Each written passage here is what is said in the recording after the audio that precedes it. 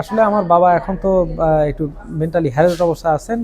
ঠিকঠাক সব মনে করতে পারতেছে না, যতখানি চেতনানাশক খাওয়ানোর আগ পর্যন্ত যতটা বলতে পারছে ততটা তো বলছেনই। এখানে একটা বিষয় হলো যে গতকাল আমি আমার বাবার সঙ্গে রাতে কথা বলি, আর গতকাল আমার বাবার মনোনয়ন যে বাতিলের বিরুদ্ধে যে আপিল করেছিল সেই আপিলের শুনানি ছিল।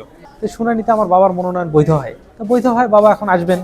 তো বলছে যে আমার যারা ভাই অনেক দূর দূরান্ত থেকে আসছে সবার মনোনয়ন অনেকেই হয়তো ঝুলে আছে, তো সবার রেজাল্টটা একটু নেওয়ার জন্য যে সবার সাথে শেষ দেখা সাক্ষাৎ করে তারপর ফিরবো, এই জন্য একটু দেরি করে ফিরবেন। এই এই প্রয়াসে 10টা 11টা 10টা 10:30টার দিকে আমার সঙ্গে কথা হয়। 10:30টায় কথা হওয়ার পরে বলে যে আমি এখন 11টার মধ্যে গাড়িতে উঠবো। স্যান্ডেলিনা সো, রূপচর্চায় আভিজাত্য। তাহলে আমি ভোরবেলা গিয়ে বাসার সামনে নামতে পারবো। এরপর আর কথা হয়নি। এরপর রাত 12:30টায় আমার বাবার সঙ্গে ফোন করে, আমি রিসিভ করতে পারিনি, ঘুমাইছিলাম।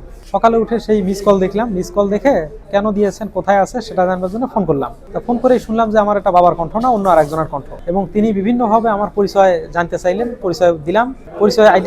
পরিচয় দেওয়ার পরে উনি বিভিন্ন অঙ্কের টাকা দাবি করেন, বিভিন্ন হুমকি ধামকি প্রদান করেন যে আমার বাবাকে মেরে ফেলা হবে, টাকা না দিলে মেরে ফেলা হবে, ইমিডিয়েট মেরে ফেলা হবে, এই অবস্থা। তারপর এক পর্যায়ে তাকে কিছু টাকাও দেই, মোটামুটি 2,500 টাকা। অনেক লিঙ্গারিং করার পর 2,500 টাকা দেই।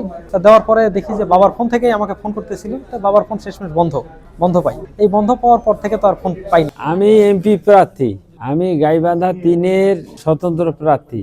আমি ওখান থেকে মনোনয়নটা ওর বাতিল হয়, বাতিলের বিপক্ষে আমি নির্বাচন কমিশনে আপিল করি। আপিল করে আমি শুনানি পাই, আমার রায় আসে আমার পক্ষে। তারপরে আমি বাড়ি রওনা দেবো গাবতলিতে রাত 12টা বাজে। ওখান থেকে আমার পাশে এক ছেলে উঠলো, ওই ছেলে এখন সহযোগিতা করে, একসঙ্গে খাবার যায়। ও একটা ডিম রেডি করে আনলো, ও ডিম আমি খাইলাম, ওকেও খাওয়াইলাম, একাই কেমন ডিমটা খাই। তা আমি একটা রুটি নিলাম 20 টাকা দিয়ে, ওকেও অর্ধেক খান খাওয়াইলাম। এই খাওয়ার পর আমরা দুইজনে এসে বসলাম। বসার পর ব্যাগটা আর আমি খুঁজে পাইনি। ও হলো খাসি বিক্রি করে, ও হলো পাঠানোসার সাদুল্লাপুর। এই পর্যন্ত আমি জানি। মডার্ন মোড়ে ট্রাফিক ডিউটিরত অফিসার আমাকে জানায় যে এখানে একজন ব্যক্তি অচেতন হয়ে পড়ে আছে। পরবর্তীতে আমি মোবাইল 21 আমাদের এসআই আরাফাতকে ওখানে প্রেরণ করি। এসআই আরাফাত যে স্থানীয় লোকজনের সহায়তায় একটি ব্যক্তিকে উদ্ধার করে তার জ্ঞান ফেরান এবং তাকে থানায় নিয়ে আসে।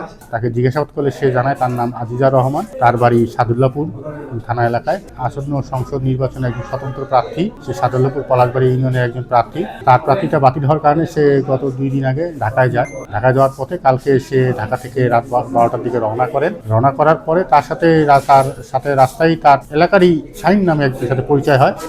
শাহিন সহ সে একই সাথে ঢাকা থেকে সাদুল্লাপুরের উদ্দেশ্যে রওনা করেন পিঙ্কি পরিবহনে। আসার প্রতিমধ্যে সিরাজগঞ্জ সলঙ্গায় তারা খাওয়া দাওয়ার জন্য নামে। উক্ত সময় শাহিন তাকে একটা ডিম খাওয়ায়, সেই ডিম খাওয়ার পরেই অচেতন হয়ে পড়েন। পরবর্তীতে সে তাকে এখানে রংপুরে এই সংক্রান্তে সাদুল্লাপুর থানা একটা জিডি হয়েছেন, আমরা একটা জিডি করেছি। বিষয়গুলো আমরা তদন্ত করে পরবর্তী যদি কোনো আইনগত ব্যবস্থা গ্রহণ করে আমরা গ্রহণ করব।